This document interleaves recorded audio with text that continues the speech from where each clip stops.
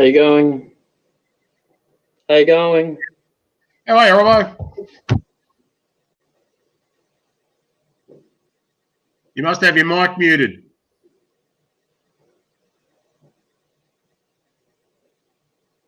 Can't hear you talking, Robbo.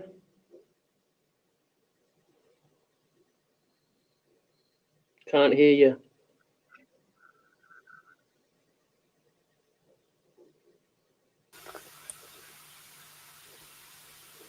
Yeah, I've got something.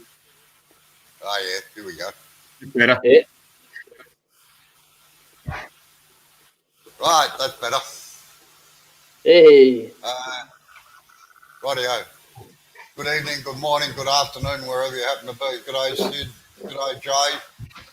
How you going? Dennis from the Thingo. Atalia Deadlock. No, I don't know your name, sorry. It's a bit chilly here in Melbourne, but it's very quiet with everybody in lockdown. As you all know, we're on a major highway, and I reckon I've seen about 30 cars all day. So it's pretty good, I reckon. And this is the COVID coiffure. It's starting to get a bit long, although I did trim it back. So, all right. Yeah, I promise you, did look worse 2 days ago. Oh, yeah, I know. Yeah, I look like the Hunchback of Notre Dame. But anyway. Nice one. Right. Hello, everybody. And g'day, Rick. How are you again? A lot of this will be probably teaching you how to suck eggs, but I'm going to run through all the technical aspects of it anyway, so just bear with me.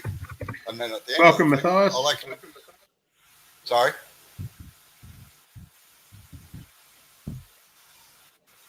He was just welcoming someone. Oh, yeah. Oh, Matthias. How are you, Matthias? So, Matthias was on a trip to Australia about 3 or 4 years ago now, and he called in to see us. And unfortunately, he called in on a day when we were having a demo here, and ended up having to do a demo himself. Not on anybody. Nice. Mr. Phillips, how are you, sir? Right, now, just to explain, if you have a question, because I'll be busy turning and doing other things, and one of those two will ask me. So if you have a question, just put a row of question marks in the front or question, so that they know that it's actual question, all right? It's not too hot here at the moment, Matthias. It's about 8 degrees, I think, outside at the moment. It's pleasant 17 in here with the heaters going, so, right. I've got my dressing gown on. And your hoodie. All right, I'm going to take you off the screen now. I've had enough of you. It lasted longer than normal. Off the screen. Yeah, all right. I'll put this camera back down to where it should be. Very sophisticated camera. How's it going, Mr. Stacey? Yeah, good afternoon, Mr. Stacey. Okay. Now, around about 1954, 55, a bloke wrote a book, I think just called Wood Turning. He was an English turner, and at that time it was about the only book written by a wood turner for the general public. His name was Frank Payne, and he had a saying in there that cut wood the way it prefers to be cut. Now, he was referring to the grain structure of wood. I'm just changing cameras now. Now, a lot of people seem to get confused with the phrase cutting downhill. And to me, it just makes perfect sense, but it doesn't seem to work on everybody. So if we've got a bit of timber like this and it's set up in reel turning, which is spindle turning. Now, just to explain to people that you'll hear this every now and again. That's bowl turning.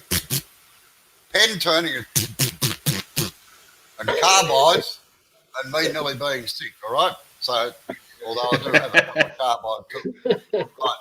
So, it's not meant to take the mickey out of anybody. It's just my little trademark thing that everybody knows about in Australia that I've demonstrated that anyway. Okay. So, the grain runs down this way in a piece of timber like that. It's just a series of tubes, basically like that. Now, in order to cut downhill, you go this way because the grain where you're cutting here is supported by the grain underneath. If you came back up from here, what you're doing is curling all these bits of grain up like this. So that's all right in spindle turning. It makes perfect sense. But I'll just do it on the end here so you can see. So that's downhill like this. If we turn the piece of timber around sideways like this, which is a bowl orientation with the grain running across, I'm talking about normal bowls here, not end grain bowls like in vases and things like that. Oi. That's a different thing altogether. So in order to cut downhill, you must start from the high point here and come down here. You start from the bottom and work towards the top. And I'm astounded by the number of people that start from here because I think that cutting down that way is cutting downhill. And I wonder why they get tear out and everything else down in the grain, on the quarter grain, which I'll go into a bit later on. So that's the first thing. Grain orientation, in my opinion, is fairly self-explanatory, but a lot of people don't seem to get it. The only problem that you run into is if you're doing, for the English people listening, burrs, for Australian and Americans, burls have no real grain structure at all. So you just virtually cut them whichever way you feel like it. So, right, we'll get off that now for a minute. Now, next thing we're going to go into is the different shapes that we've got in chisels. My preferred chisel is this one here. I'll go back onto the other camera again. That one. It's a parabolic flute. This part here is called the flute. This is a parabolic curve down in here. It's almost a catenary curve, but it's a parabolic curve. Now, I like Steve from Temple Boys just joined us. Ah, g'day, Steve. So these are my preferred shapes. They're made by Henry Taylor and Hamlet, mainly. And believe it or not, they were the first, they're called a super flute. And they were the first bowl turning gouges made back in the 1970s by Henry Taylor for an English turner called Roy Child. So he developed these. Bowl turning chisels are a relatively new invention, as you can see. I'm getting onto that, Dennis. So I like parabolic flutes for the simple reason that you can get a straight edge down here and not a curve, which in some cases is a real problem. Now the next one is a V shape, which is shaped like that. See how the sides are nearly straight up from the base? These have a lot of trouble in clearing chips out, particularly the way I turn, where I take massive cuts, and they always generally get clogged up right in the end down in here. The other problem with them is, excuse me, is that it is very, very hard to get a straight edge all the way down there. What normally happens is that you end up with a little beak in the front, and it's God's own job to get it out. You've got to really take back the nose of the chisel again and get it back in. V-shaped or V-fluted chisels are easier sharpened by hand, funnily enough, because you can judge where to set the sides. Jigs don't particularly like them, so it takes a bit of setting up. And as you can see, I like a long grind on some of my chisels, so that's that one. Now the last one is a U-shaped chisel. Where are you?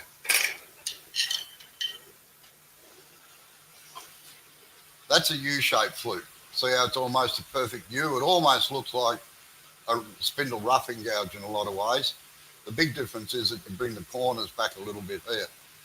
These can be a bit of a problem to sharpen as well, but they sharpen much better than the V flute. Now you'll notice that I like the bevel the same size all the way right round the whole nose of the cutting edge, because it doesn't give you any surprises when you switch it from the front here to the sides. Now, yep, here it is.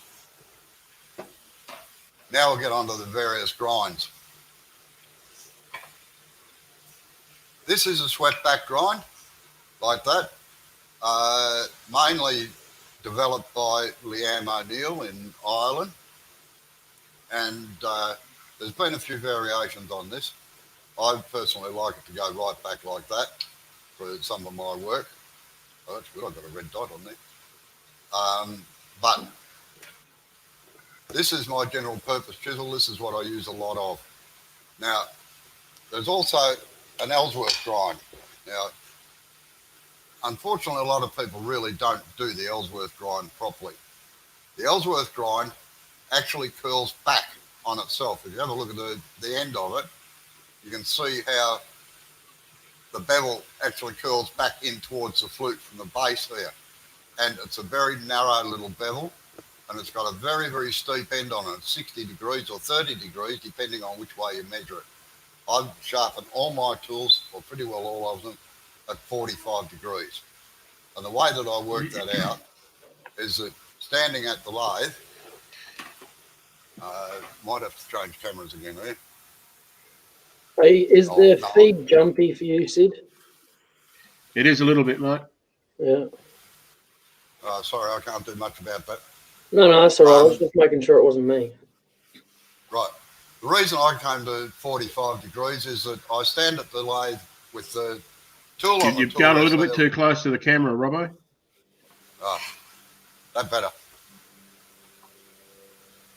Right. Yeah. So I have the chisel on the rest like that. It sits on the hip. The nose of the cutting edge comes in just above the centre line. And the angle is 45 degrees. Whoa, geez, I have to wait till that goes.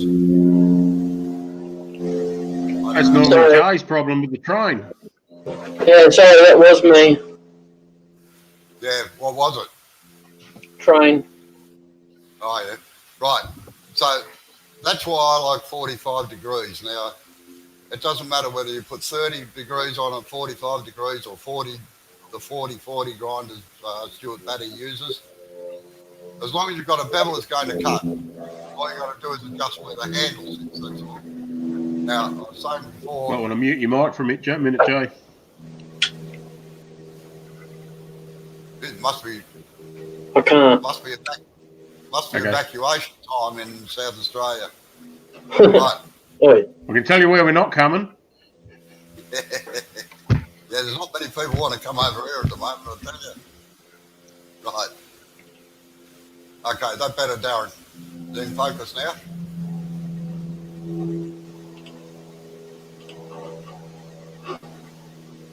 Yeah, that's about right, Steve. Choo, choo, choo, choo.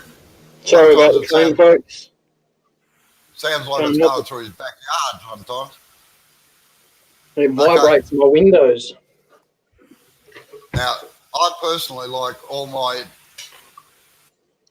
bevels, as I said, even all the way around, but I try to bring them straight up from the sides here as close as I can to get a vertical surface here. The old way of teaching wood turning, particularly in doing bowls, was 45 degrees.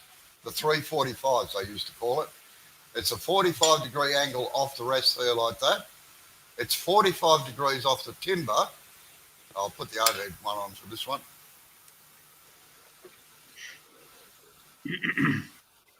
Yeah, right.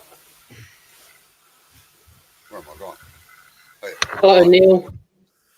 So it's 45 degrees like that, and it's 45 degrees on the flute. Now, by that, they mean that's 90 degrees, that's 45. That's referred to as an open flute when it's angled like that. That's a 45-degree flute, and that's a completely closed one. And it makes it easier if you're trying to explain to people what you're talking about. Okay, so we'll get on with a little bit of turning now. Matthias has given us a bit of a compliment with their nice Aussie accents. Sorry, what's that?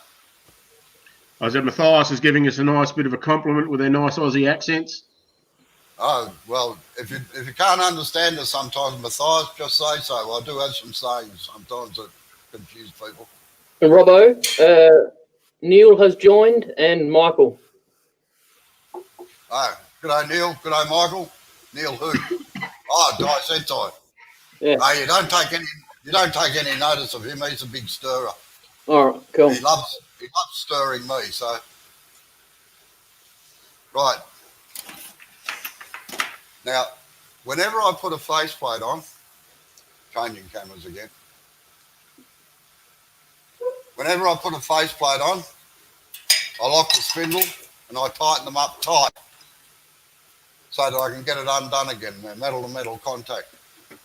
Now there's a bit of talk there was a bit of talk the other night on one of the lives about screw centers. A lot of people don't like using screw centers, but I love my screw centers. The difference is the ones I use.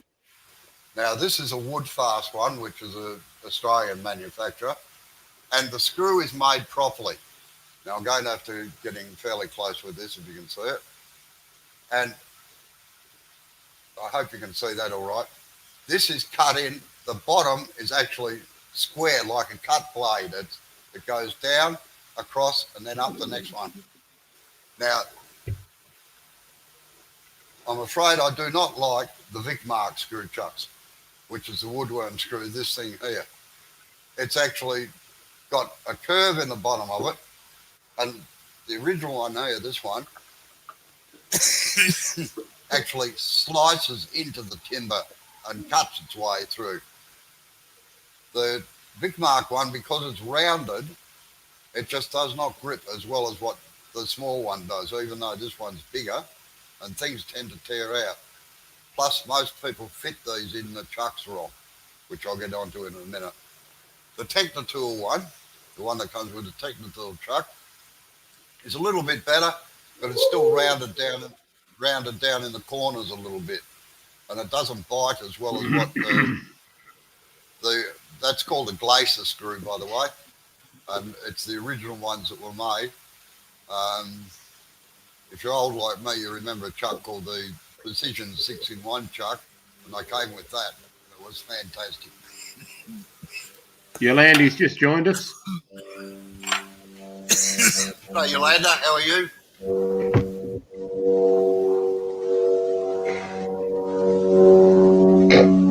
Hope you're enjoying yourself, guys. Hit those likes in YouTube for us. Thank you. Sorry?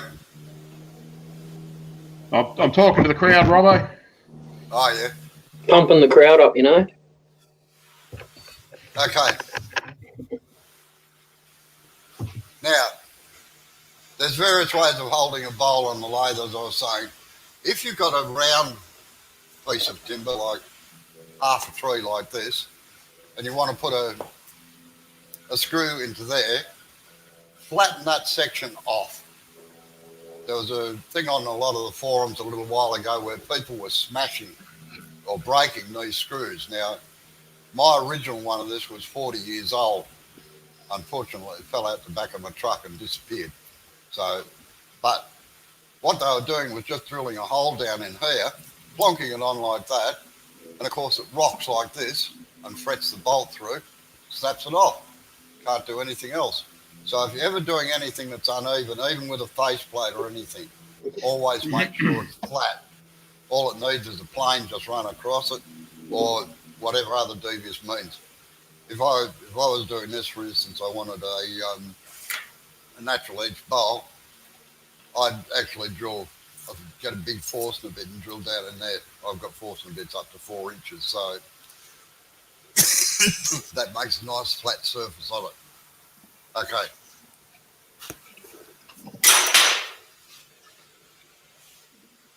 So I've drilled a 1/4 inch hole in this.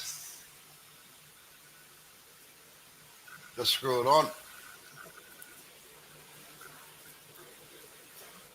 It's the quickest, easiest way I've found of mounting timber onto a lathe. It's the quickest, easiest way I've found. Yeah, certainly is. Who was that, Sid? That Right, was I you. just put YouTube up on my phone so you heard yourself. I've turned it down there. God, I sound terrible. Okay. Now, for some inexplicable reason, I realise that English timbers are a lot softer than ours, but right, if you ran most people, I've taken it to the extreme here with a flat, with a square board on it. But normally, when you get a round thing, they're not exactly round, so people want to smooth off this edge first to get it round. This is a piece of Tassie oak, by the way. So the first thing they do is try to run across there like this. Now, the problem with our Australian timbers is that they are hard, generally long grain, and exceptionally brittle. And you can see what happens to it. They just tear the end right out. And if you go too deep, you'll actually rip that whole hunk out, right out. Now, the other problem that you sometimes have is on the face, this face down here, which is uneven.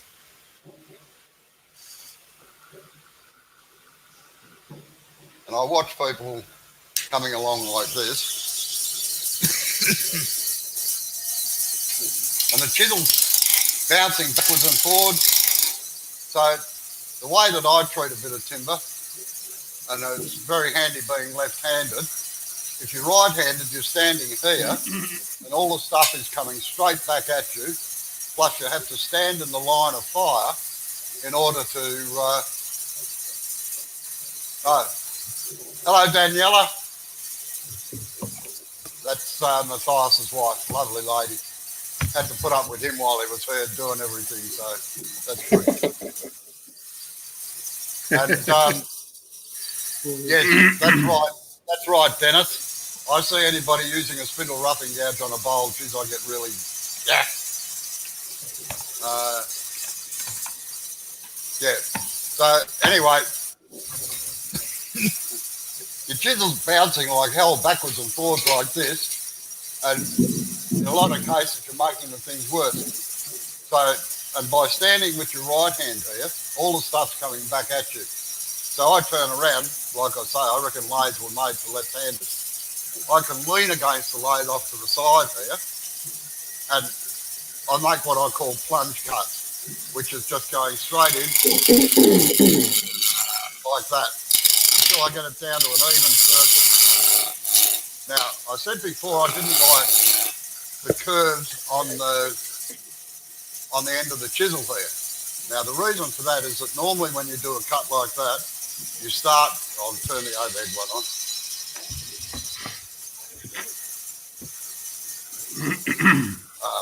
I've got to slide it out a bit.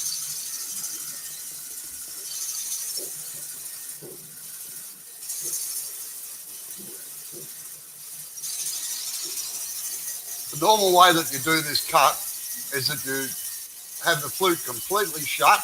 You get the nose of the chisel in until it forms a little bevel there, and then you turn it around until the flute's open 45 degrees and continue with the cut. Now, if you have a round edge on this, a lot of cases you hit the round edge before you actually hit the nose, and you can get into real strife doing that. So what I do is get a series of plunge cuts in, get that done, and I start forming the bottom of the bowl right from here. So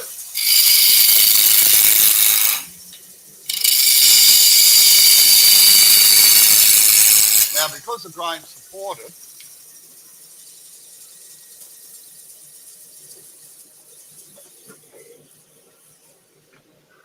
because the grain's supported, you get a lot less tear out on the corners here. Like I said, this stuff is very, very brittle. It's and it's not close grained, it's open grained. So, but there's a way to fix that, and I'll show that in a second.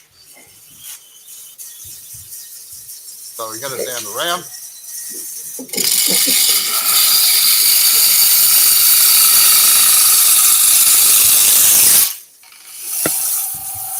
Now, if you want to avoid breakout on the far side, over here, if you want to avoid breakout down here, hold on, I'll stop it.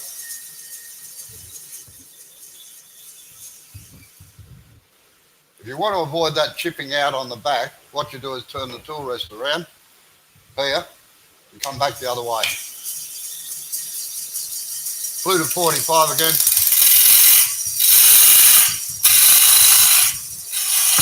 And just take that off.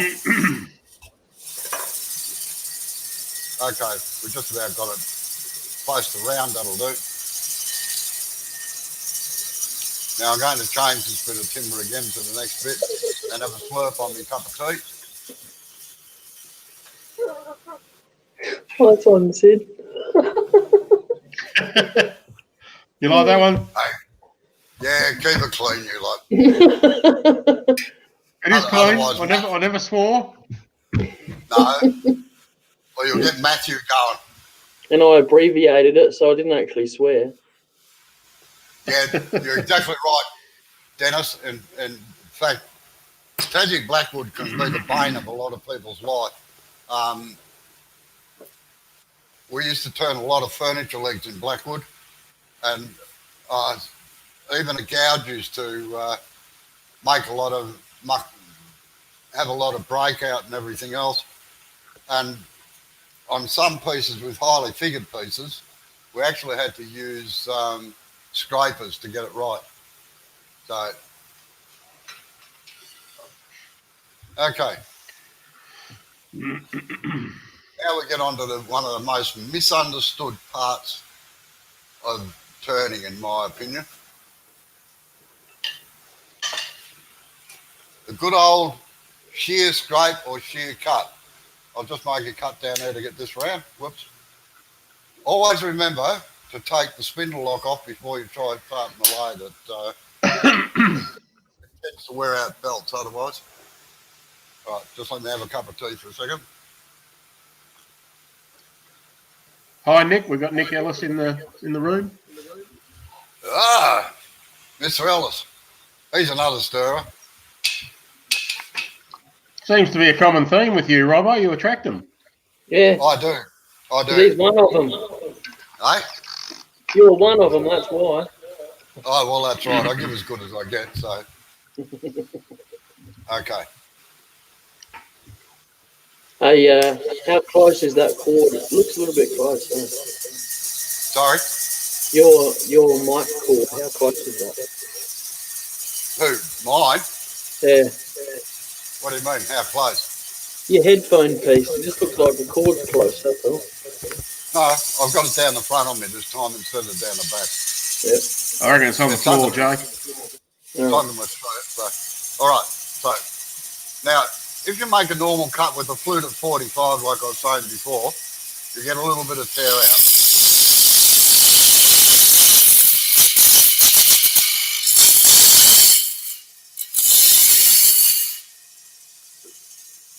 Just even that up a bit. Just hold up, Robbo. We've just lost you.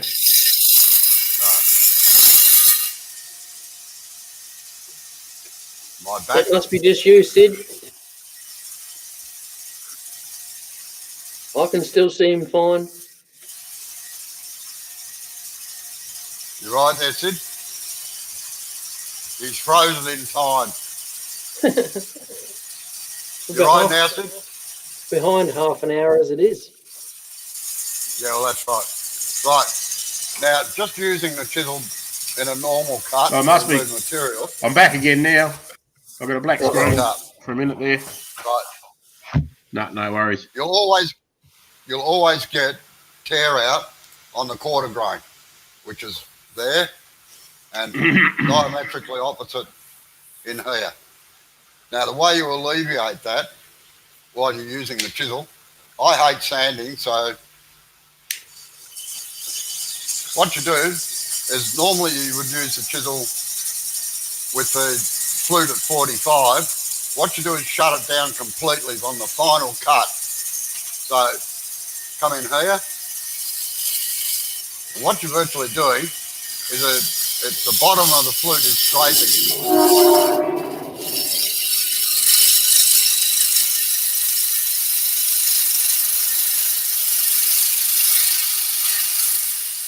Because side grain likes to be scraped rather than sliced, funnily enough. Okay. Oh, that's not nice, Jay. That's as nice as I can put it, sorry. He's not a New Zealander. Right. And as you can see, you can nearly yeah, shut up, you lot. As you can see, you can nearly just get away sanding that straight away. And I'm amazed by the people who go and get a normal scraper. We'll just use a screw chisel as a scraper, and then go over that to try and fix nothing that's wrong. But what happens is a lot of times that people think when they're shear scraping, got to get the right camera here. I think the top one's probably the best one. Come on. Right. They hold the chisel. Where are we? No, I can't get it in the... It's not showing up on the camera for some reason. Right up. Wait, can you point that camera up a little bit? Which one? The one that's you got on now. No, I'm not on it. I'm on this one here. That's why. You're on the one behind the bowl. That's the one I want. Okay. Now, Robbo, when people, Nick says you're good at this, Robbo. Yeah, I'd much rather do it in That's the one you're on to start with, Robbo. I'd much rather do this in front of an audience. It's very hard when you don't get feedback from the audience. Okay. Now, what happens is most people hold the chisel horizontal like that on the rest and then go across like this. I'll put the end one on, actually. So they hold the chisel horizontal and they run across like this. And they think that that's shear scraping. I'm sorry, but it ain't. Because, just let this stop.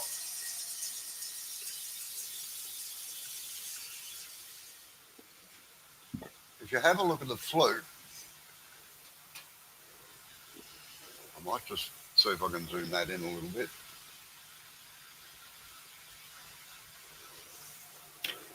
Right. Is that clear in the thing, everybody? Yes. Yes.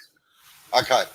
If you have a look at the cutting edge down here, it's perfectly parallel. So you might as well just use a skew chisel and just run straight in around the outside of it for all the good that that's doing. The way to get a shear cut is that you must drop the handle down 45 degrees so that this angle here comes in at 45 and it's slicing it. Hence the name shear cut, not a shear scrape. It's actually slicing it. Now, the way that's done, you must have... Whoa, back the other way, Charlie. Right. The handle must be down low, over 45 degrees even. And the angle between the chisel and the wood, the angle between the chisel and the wood must be less than 90 degrees.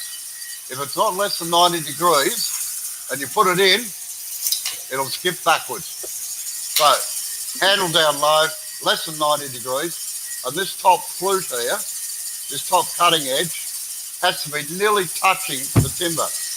Where you're actually cutting, I'll just get the small gouge so you can see.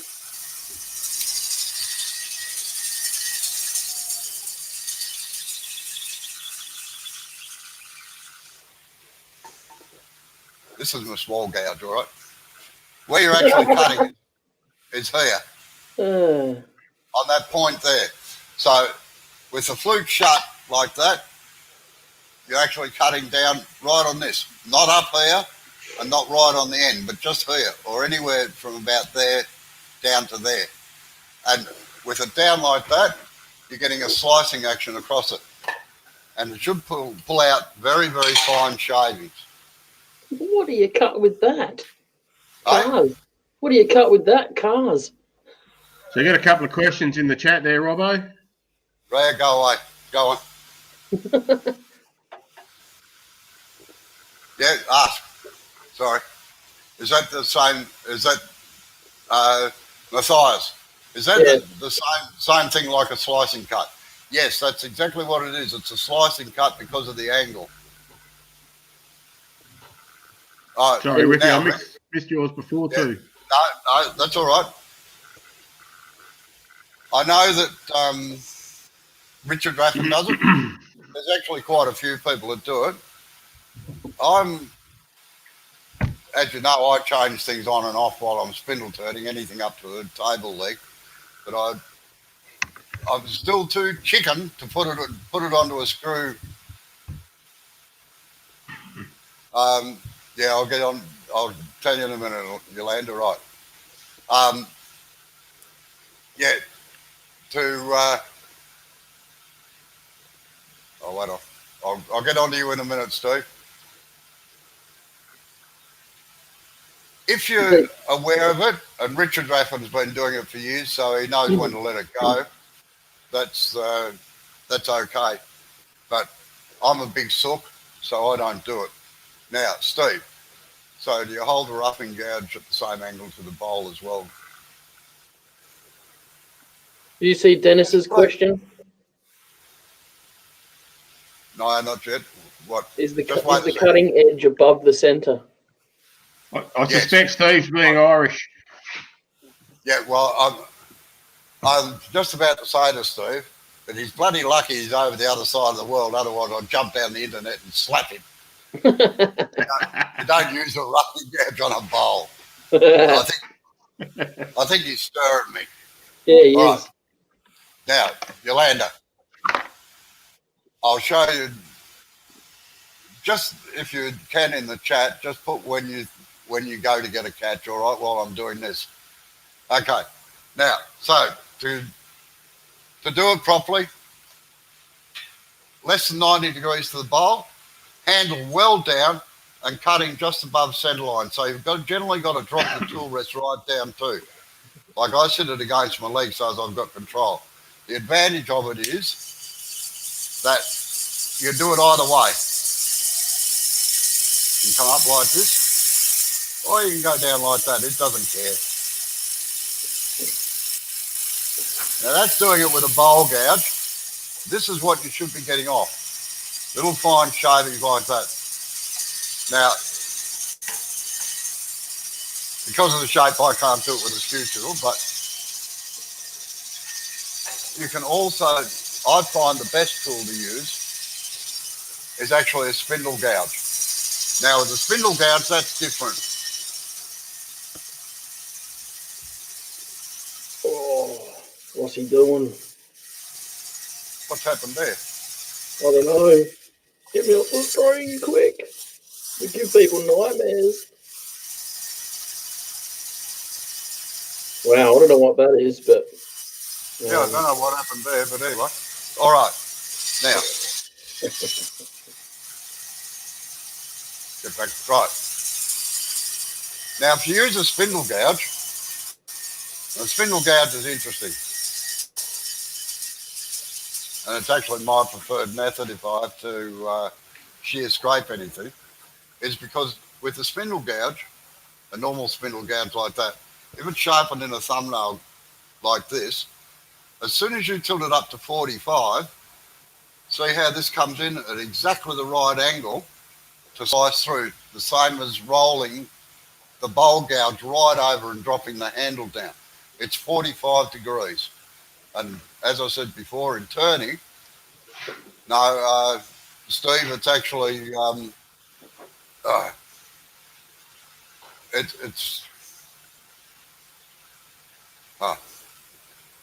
it's actually jacaranda, sorry. Right. Now, so that sets it at 45. It's the same if you're using a scraper. If you tilt that up at 45, you get exactly the same results because of the slicing action down this front here. Again, no less than 45, no less than 90 degrees to the timber. Again, working just above or on centre.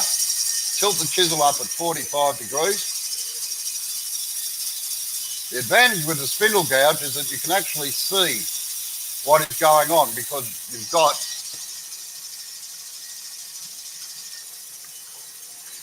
you can see straight into the blade here. Now, as I said earlier, this is a finishing cut. It is not for bulk removal of material. If you try removing a bulk material, you're just wasting your time. Now, that's with the spindle gouge. This is with a negative rake scraper.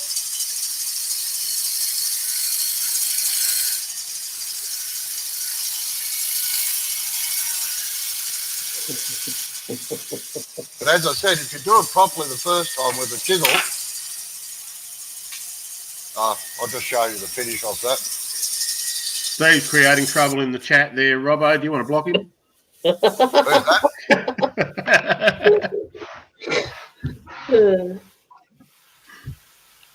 Leona Faye's just come in. I did see someone else come in there before. Who did I see? Yeah. Mr. Stacey Smith. Hello, Leona. Well, I must admit, I don't worry too much about Irishmen. I can't understand them anyway, so. Bloody hell, mate. Now you're asking for trouble. There's two of them in here. I know. Yeah, there's three Aussies. Hello, Leona. Oh, there's a lot more Aussies, don't worry. Now, Yolanda, Steve Hood 10 is in too. as you present the gouge. Okay. Right, now I'll go through it slowly and just say, bear in mind there's a 10 or 15 second lag behind this, so no, you're right, Leona. Now, is it just there when you're doing that?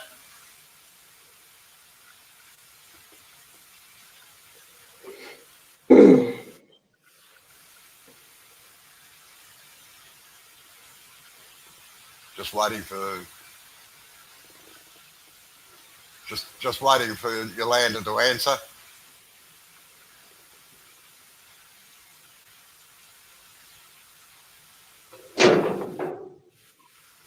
Now, do you want to stay on the thing, Nick, or not? How dare you?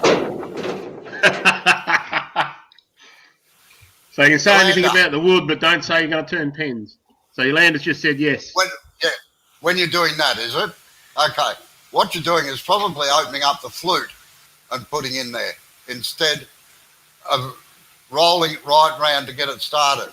This, in my opinion, is the safest cut to do in turning. It is nearly impossible to get a catch if you just put the tool. If you put the tool in this way and downhill, and I'll just show you. Right. Okay. Now, if you put it in like this, and just hang on, I've got the flute at 45. If you go to put it in like that, or up a little bit more, you are likely to get a catch with it. Roll it over with a completely closed flute. In other words, the flute running. Jesus, Jay, you reckon to do it?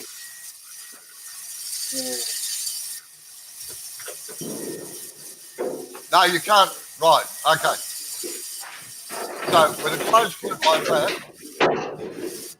as I said before, it is the safest way to do a cut, because it is impossible to get a catch, as Steve says. Look, you can roll it right around like this and you just will not get a catch. And I get really, really annoyed by some demonstrators that say, oh, this is the most unsafe turning that you can do. But as you can see, like, even there, it's only scraping, and you can roll it right round until it falls on its back. But if you go forcing it into there like that, and you've got it less than 90 degrees like this, yes, you will get a catch every time, like that. So, does that answer your question, Yolanda? He had a supplementary question there, Robbo, but when you present like that, is it not supported? That's right, yeah. The cut is not, well, it is, because it's supported against the cutting edge there. So, as I said, I think what you're doing, Yolanda, is coming in straight in like this instead of getting the chisel right round like that.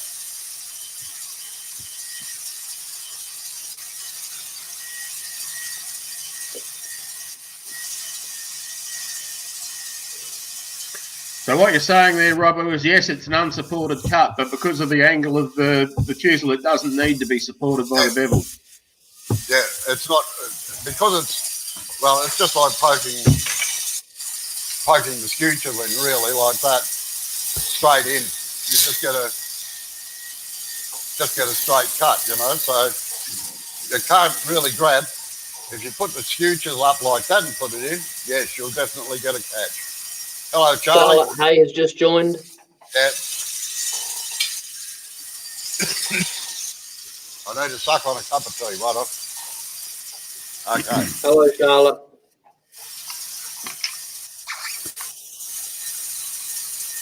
Yeah, what you got to remember, Yolanda,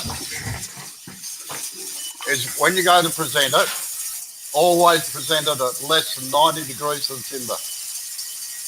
So you've got this edge down here. If you put it in like that, straight in, it will definitely catch and it'll just skip out of the way. If you put it in like this and just support it, it can't go anywhere. And as I said, it doesn't matter if you roll it right over, you can't roll it too far, it just stops cutting. And get the handle down low.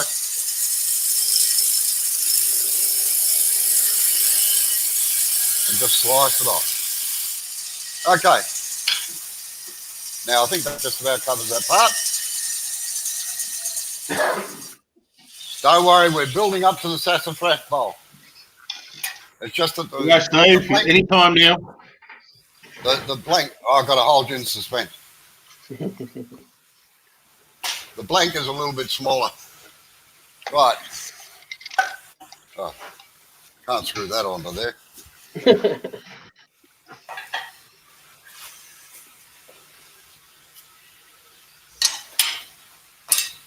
Hi, Charlotte. Well, there's a bit of quiet. How many have we got watching? We have 24 watching at the moment. We've got 13 likes. Ah. Very good. Thank you Hit very those much. likes, folks. Steve, you got the good stuff coming. Don't worry. Those who wait are rewarded. I'm cheating here. I've got the StreamYard on the computer, and I'm got the YouTube sitting on my phone, so I can see how many likes and how many are in there. Oh yeah. Ah, that's it. Another $200 to the customer. I just broke the fingernail. Oh God, you okay, mate? You need an ambulance? Nah. I might cry in the corner a bit later on. Oh, that's what you do, isn't it? Steve's still complaining about the clickbait. Waiting for the sassafras. Who's that? Steve, of course. Nick Ellis. No, Steve, Temple yeah, Boy. right. Oh, yeah. The bloody Irish. Who cares? He's too far away. He's an Englishman living in Ireland. Get it right. No, I just call him Irish. He's choosing to be there. The next thing I'm going to do is show you the do's and don'ts of putting a tenon on the bottom or a mortise on the bottom of a bowl. And I've got this in here so that everybody can see it. So, all right. Because there's a lot of people that don't fit them properly.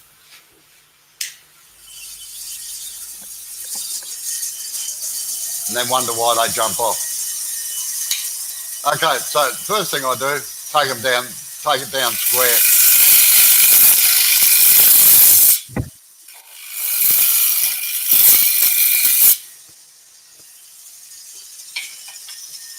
Right, so you get your shoulder in here like this. Now, I use the skew chisel for the simple reason that the skew chisel's already got a little bevel thingo on it. So if you come in here,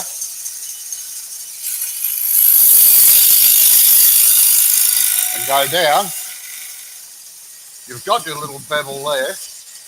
Oh, wait on, I might have to move the camera back a bit.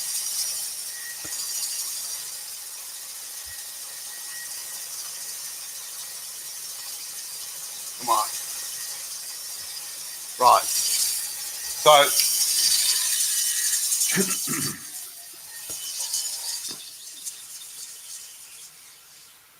you've got your little dovetail here. You've got the sharp edge down in the bottom here. Now, the reason for most failures is that they don't put a right angle or a slight concave cut down in the bottom here, and the edges of the jaws sit on a little raised section. I'll just cut it again to show you.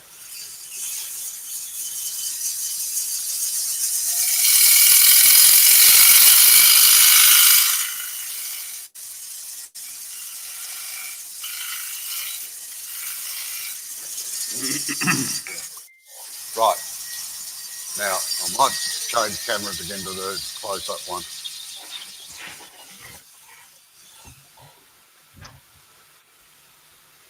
Oh, maybe you can't see it there either.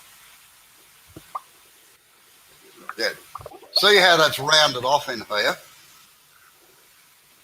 Down in here, it means that the nose of the chuck can't sit on it. Wait on, I've got to go and get a chuck.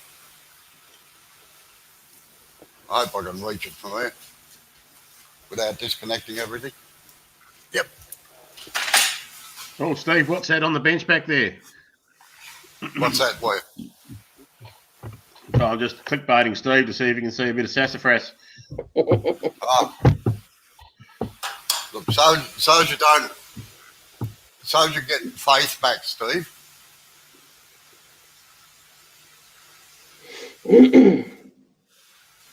There's a bit of sassafras. Black heart sassafras, July 94. Heart season. That'd nearly be dry then, Robbo, would it? Eh? Oh, It'd yeah, almost probably. be seasoned. Yeah, yeah. Jay, you have little faith. There's 500 pounds of sand. There's 500 pounds of sand behind this lathe. It doesn't rock around. So now the chucks, and I know I'm telling a lot of people the normal things here, but I'll go to the overhead camera again. This is the pain. Right. Now your register point for a chuck is on this face here, this front part here. So this corner here must be at right angles, or it can be a little bit undercut so that it forms concave. But that part there constitutes 40% of your holding power. Now, if you get it right down into the bottom here, it's going to rock, and you've just lost any register that you've got there. So it's just a waste of time. So always get this nice and clean down in the back there. And the reverse is true for a mortise in the back. I don't use mortises very often. I use tenons more than anything else. And if you're doing end grain turning, then definitely a tenon, not a mortise, because with end grain it tends to blow the thing apart rather than hold it together. So using a skew chisel,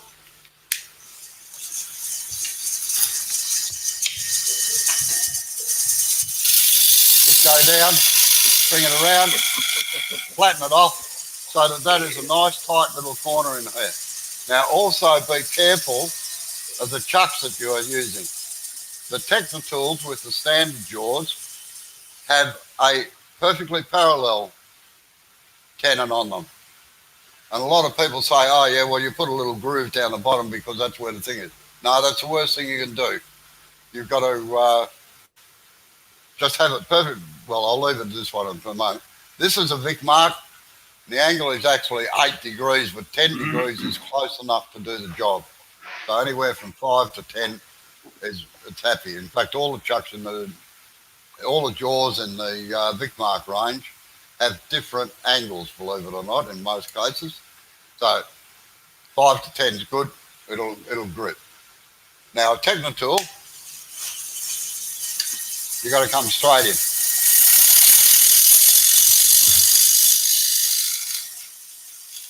Just clean up that edge there, and that will hold. Now, in some ways, I like the Technotools with their standard jaws better than I like Vic Marks, for the simple reason that the Technotool has 2-inch jaws. The Vic Mark has 37 mil, and that 13 millimetre makes a hell of a difference when you try and hang on to something sometimes. I work on the thing of 1/3. Like if it's a 12-inch diameter bowl, I like the tenon to be 4 inches. So, because you take it off afterwards. Okay.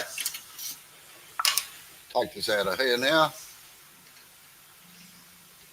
Now, if you understand the way that a chuck is made, it helps you understand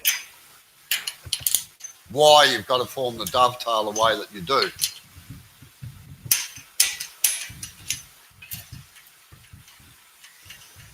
And like I said, I'm probably preaching to the converted, but I have my set pattern, and that's the way it's going to be. Now, when these are made, you can't see it there. No, wait on. Camera change again, folks. Sorry. There. Okay. Now, it's going to require a little bit of imagination here. I do have nice craftwood ones cut out, but when they make these jaws, it's a solid billet of steel, and they cut them with a CNC lathe or router or whatever, mill, and the perfect circle is made in the steel blank. But then they cut it. Now, this is where the saw goes through in 2 places. It's called the kerf, same as in woodworking. And depending on the size of the slitter or the saw that they've used to cut them, depends on the size of the kerf. So a perfect circle is out there with about 3 millimetres, 2 to 3 millimetre gap between the jaws like that. The idea is to try and get that, a perfect circle to grip on the timber. Why are you stuffed? Dennis?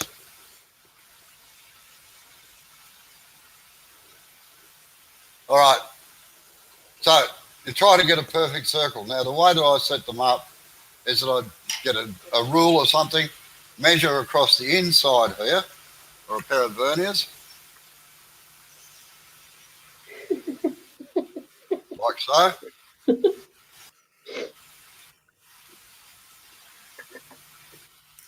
Right. Charlotte said your beard will be down to your belly by the time COVID's finished, Robbo. Yeah, well, I know I can probably get away with saying this. Yeah, it's probably going to replace my pubes. So, all right, so this is 75 mil jaws on this. The perfect circle is actually about 80 millimetres, because remember, the dovetail goes behind it, so you've got to allow for the taper on the dovetail.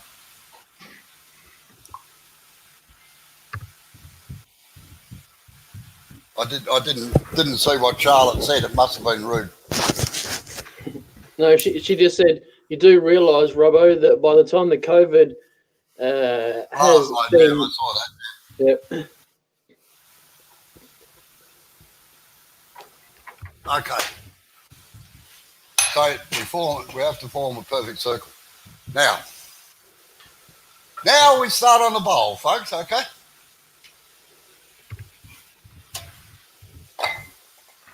We have a round blank.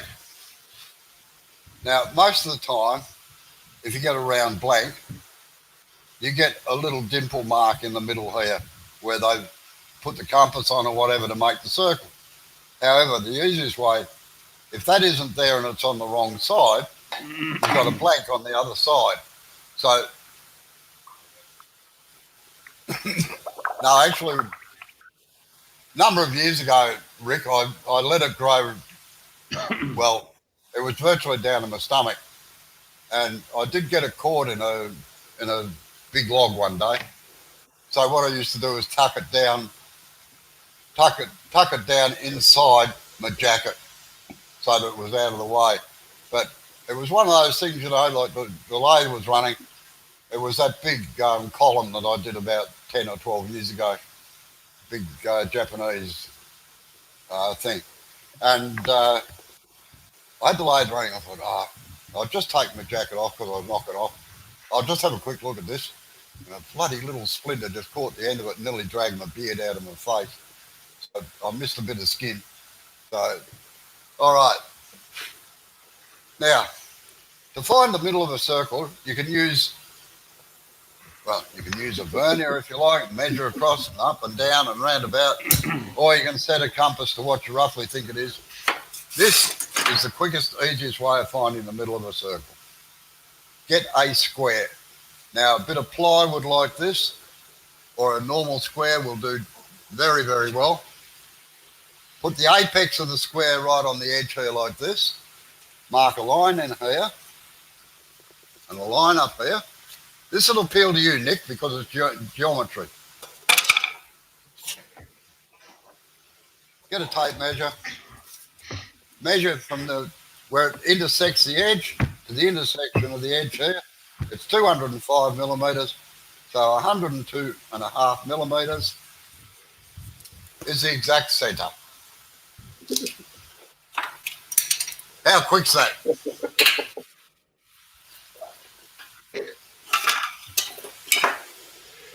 Oh man. What? Steve's still misbehaving. All right. I can see the conversation's gone downhill a bit. I think Steve's in here. Yeah, it's an Irishman again. Right, then I drill a 1/4 inch hole. Go the appropriate depth.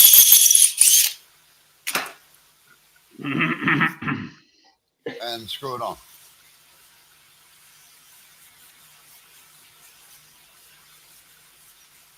I have no idea how this is going to turn, but we'll soon find out, I dare say. The other reason that I like putting a tenon on rather than a mortise is that you can tell exactly how deep the bowl is and don't end up joining the funnel club. So, rightio.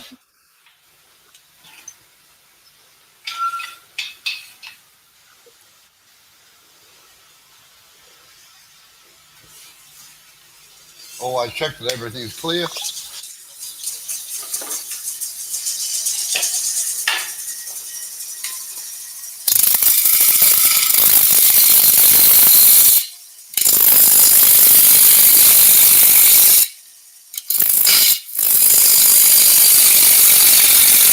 Bye, Leona. Thanks for coming in. Yeah, good night, Leona.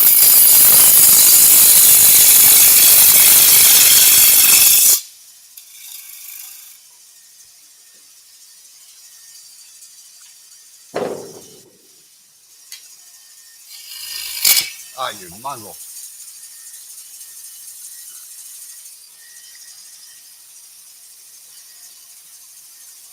I have a memory, Robbo, that in one of the sessions you were teaching down at Turn SA, you said always turn the lathe off before you shift your tool head.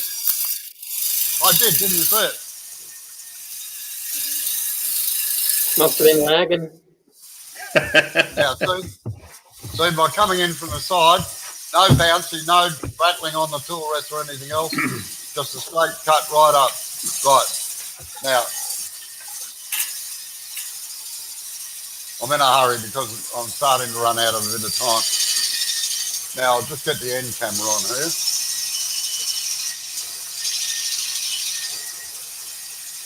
Right, now generally the first thing I do after I've flattened off the bottom a little bit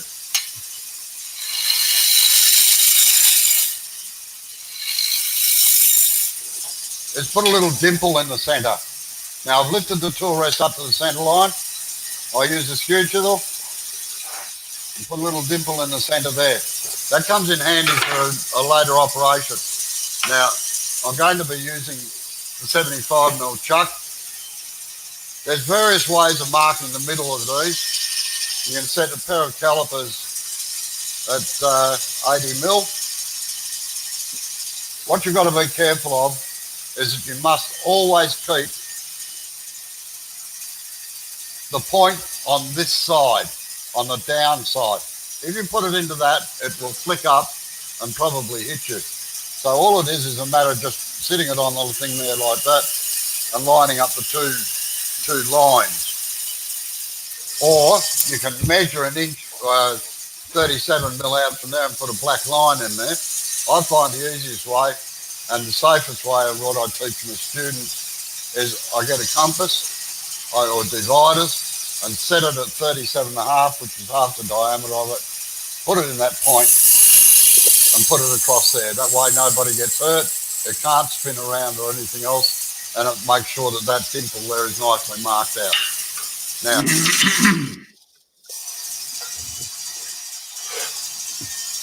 just switch over to a 3/8 bowl gouge for a minute.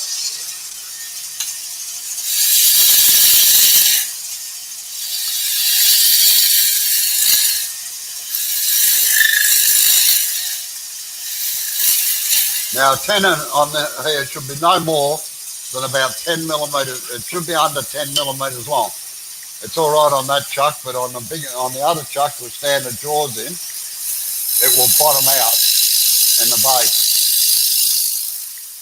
I do not worry about finishing off too much in there because normally when you turn them around, they run out a little bit, so you've got to realign them. But I'll do up to about 240, I suppose.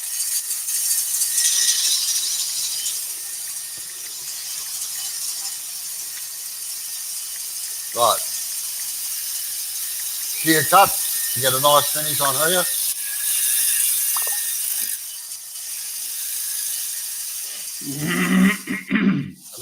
That's what you're aiming for.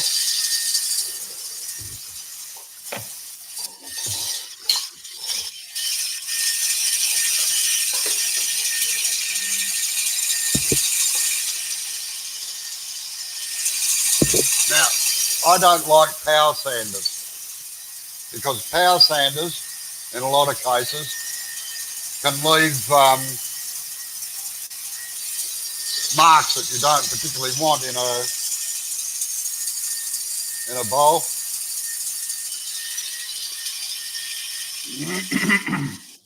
If I don't sand it by like the normal way, like so,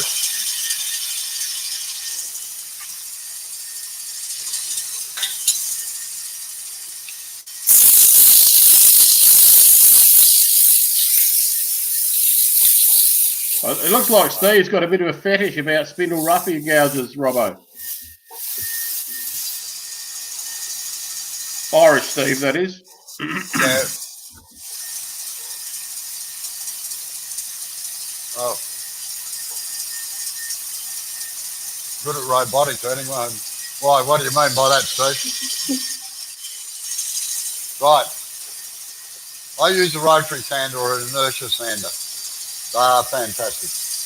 These are one of the ones sold by Jim Carroll, rotary sander it's called. So it was invented by a bloke called Vic Wood.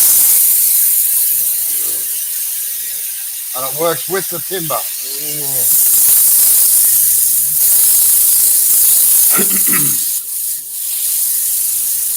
leaves very few lines in it. Right, that's 180. Yep.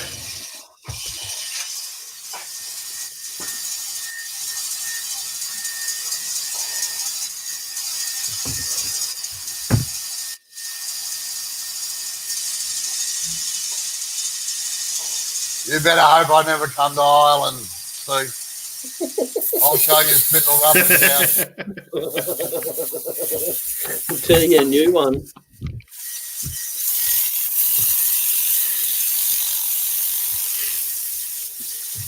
Okay. 180.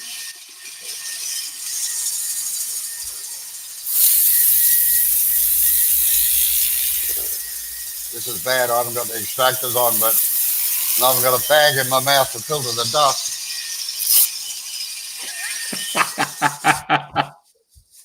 320.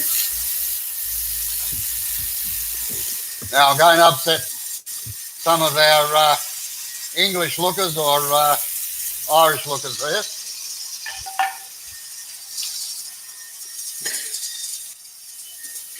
I'm not going to finish it right off.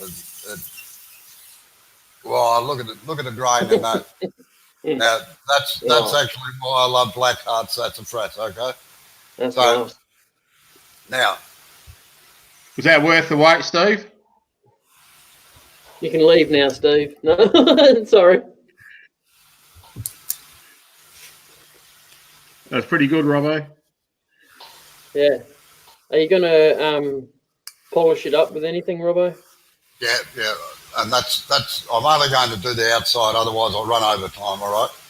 Now you got 50 minutes before the SK starts. Yeah, right. Now this is U-Boot sanding sealer. I generally use my own. This is a shellac-based one. Give it a good coat of that. Now, Stevie, I noticed that when I watched you live. Sorry? Steve just said he's actually... No, I'm not going to repeat it. He's rude. You can read the comment yourself. He's referring to when the temple roughing gouts. Yeah, well, I got a funny feeling he talks out of there too. Right. We'll just give that a minute to dry. I was watching the Pandora box one back. I didn't see it live, but I'm watching it back, and he didn't have an earworm, but I don't think an earworm would have got a word in. He normally has Leona as his earworm, Sid. Oh, yeah. Now, she had a migraine, I think.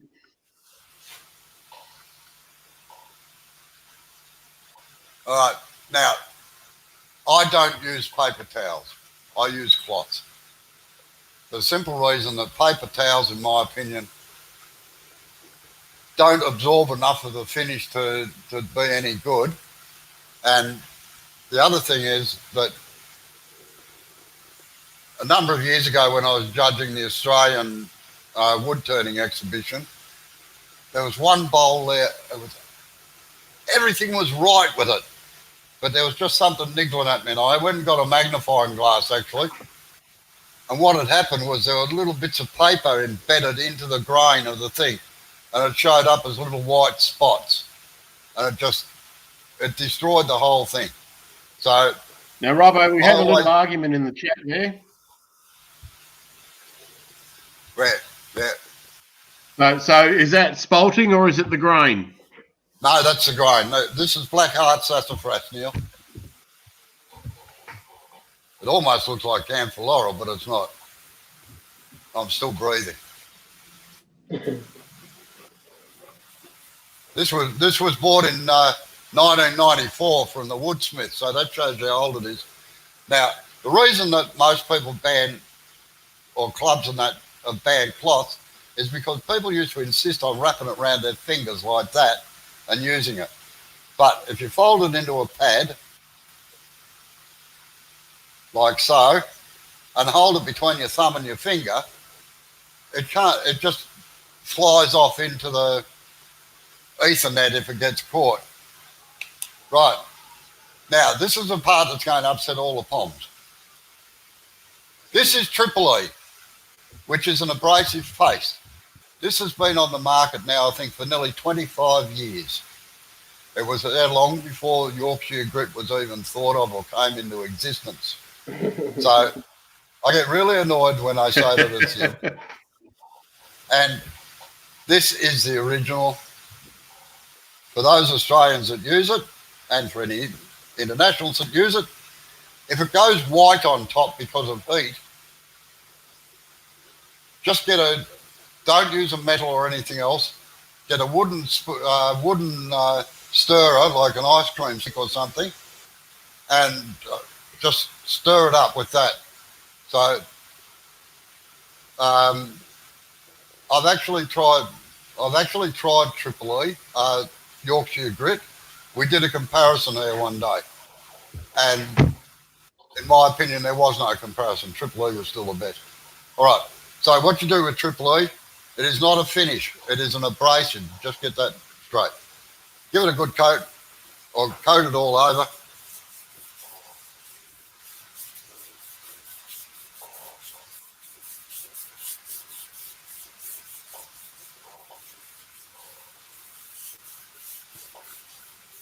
Yeah, Neil, you might be able to answer me, actually, Dye Sensei. What happened to Dingo making and distributing Yorkshire Grit in Australia? Do you know?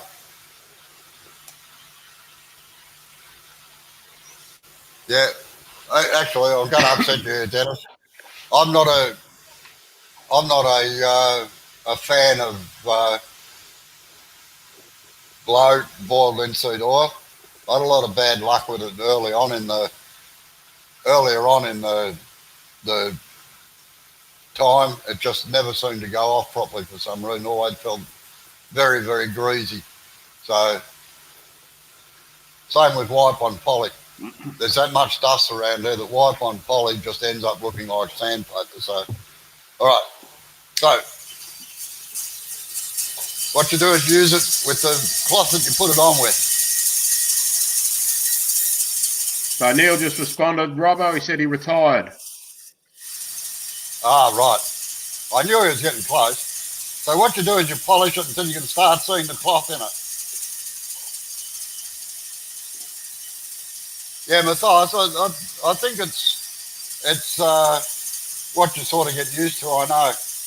But I sort of grew up demonstrating the Triple E and the glow and everything. Now, I could put glow on this,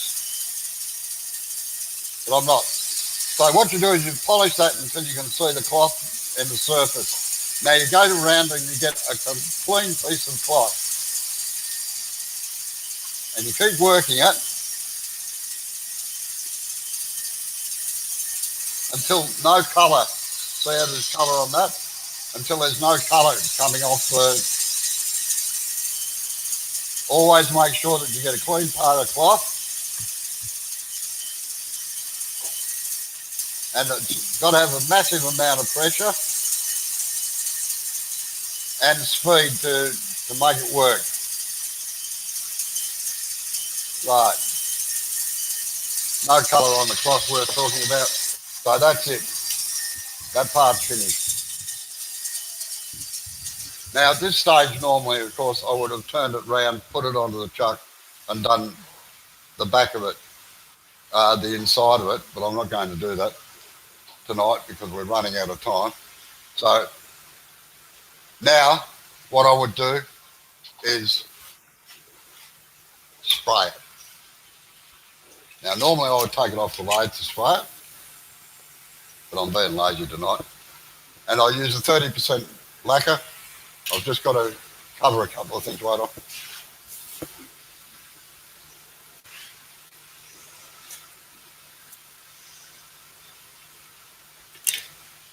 Just cover this camera down the back here and this here. Normally, of course, I don't, as I say, I normally don't do it on the lathe because it... Now this is 30% gloss. I'll just do half. Now that'll go dull right down. I use 30% gloss on most things that I make. I have a saying around here, if it doesn't come out of a gun, it doesn't get done. So 30% gloss is the thing. If I am got to do a craft market, or when I was doing craft markets, it was 95% gloss because shiny things sells. Yeah, I thought it was a pretty good pen too. Geez, I tell you what, you're quick, aren't you, Steve? You picked up that I hate doing pens. I've never done a pen. So, right. So that's it. Now, you can use spray cans if you want to, but... Hey, Robbo, just a point of order here. And you said you hate doing pens. How do you know you hate doing pens if you've never done one? No, it's another reason why I don't do pens. And I might as well tell you, basically, no. Everybody that's a would-be, could-be turner or a wannabe turner goes along to a vendor of some description, and of course, oh yes, we can show you how to make a pen, and you'll be a wood turner. So they go along, they use carbides normally, and yeah, the static's coming through there, Robbo. Yeah, it's more than static down there. And they make a pen, and they start calling themselves a wood turner, and that really, it just annoys the crap out of me. Don't get me wrong. Nick is one. Nick Ellis is one that does beautiful pens. So, what about a pencil? No, I've made giant pencils, believe it or not, for a kindergarten, but it didn't have a lead in it, sort of like me. Right, now... He makes telephone poles. Anyway, now, you can use spray cans to finish that as well, but the secret to using spray cans is put it in hot water. Keep it in hot water. It does a couple of things. It heats up the paint for starters.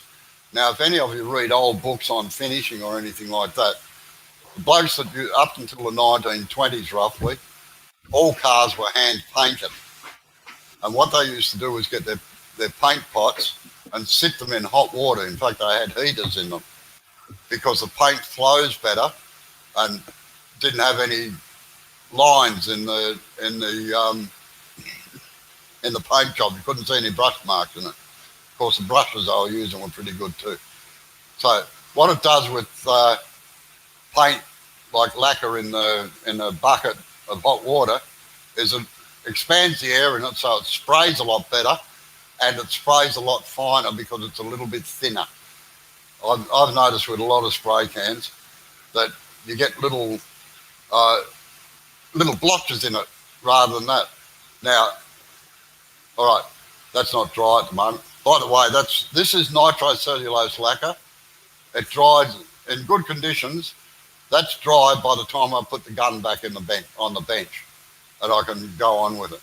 Now, what I would do with this first coat normally is cut it back with a pad, and then put another coat. And if it was going to a client of specific that's paid a lot of money for it, there would be up to 10 coats on it. If it was going into something like a craft market or something, yeah, and they were using oil paint. That's exactly right, Matthew. Matthew is actually a panel beater, so, and yeah, they did. A lot of them did die of lead poisoning too. But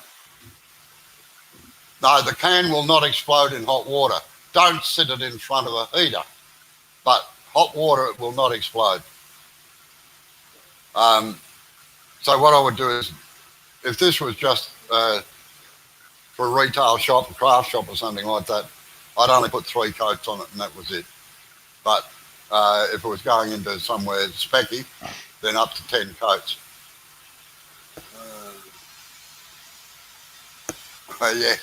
Yeah. We did that in a campfire once, Dennis. Oh, man, never do that again. I reckon it went for 300 yards around.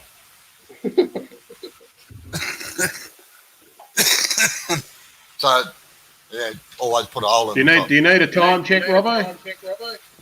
I'm looking up here, 1 hour 25. I'm going well. The other thing with nitrocellulose is that, man, when you get a whiff of it, you're in your happy place. There ain't no problems in the world you can't solve. So, all right.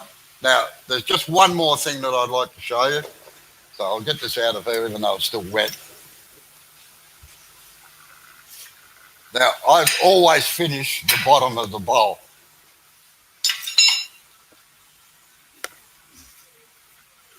I don't leave, even if I put a mortise in, I always take it out. And this is the thing, this is how we do it. I don't use cold jaws except for one thing. Longworth jaws I absolutely hate because you can't really get them tight enough in a lot of cases. And the amount of people that have things throw out of cold jaws because of the buttons is just unreal. Oh, wouldn't that annoy you? I'll just take it out a little bit. Right. Now these are actually cold jaws with plywood faces on them. And this is the way I do it. Drop the speed back a bit.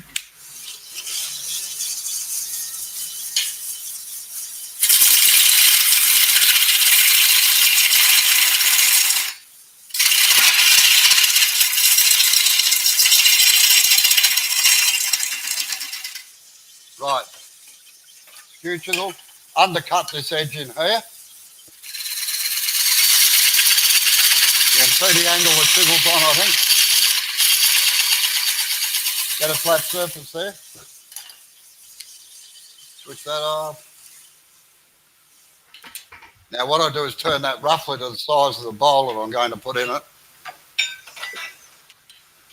Open them out.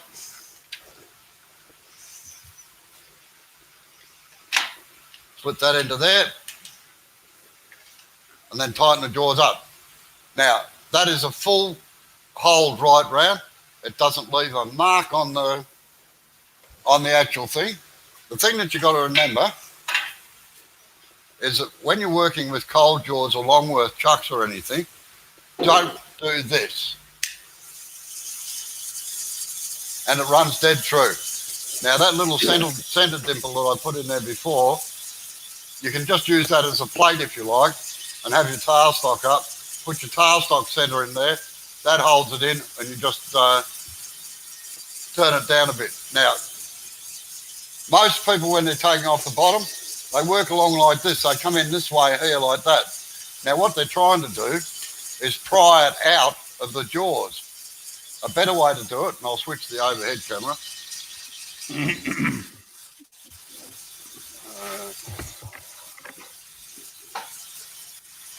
No, that's the back one. Right. A better way to do it is to come in from here, and I'll just take it off this. I'll put those in the smaller jaws later, and work in. Remember that plunge cut that I said before, doing the outside? You just take it in like so, so that all your pressure is going into the strongest part of the lathe and help holding it all on.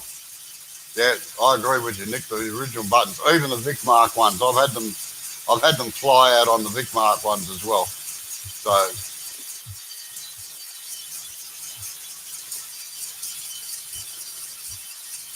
no, I didn't hollow it out, Dennis. Hollowing out to me is exactly the same as doing the outside, basically. Just hack away what you don't want, you remove. All right, so you just take it down like so, keeping the pressure in towards the headstock the whole time. If you come across sideways, there's a good chance that you'll flick it out. All right, well, gentlemen and ladies, that just about concludes this. An hour and a half, that's not bad going. So I hope it's been enjoyable and educational, and I'll probably see you next week. If anybody has anything they'd like to see, please send me a message or something on Facebook, and I'll endeavour to do it. And don't even ask for a pen because I'll ignore it.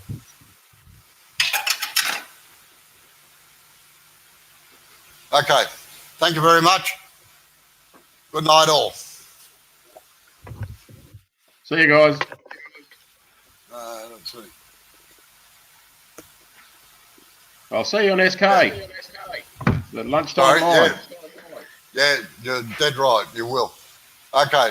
Thank you very much. Thanks, Jay. Thanks, Sid, for your earworming in the background. Makes it a lot easier. No worries, Robbo. No worries, anytime, Robbo. Have a good night, All right. everyone. Yeah, I shall. See you later. See you. Bye-bye.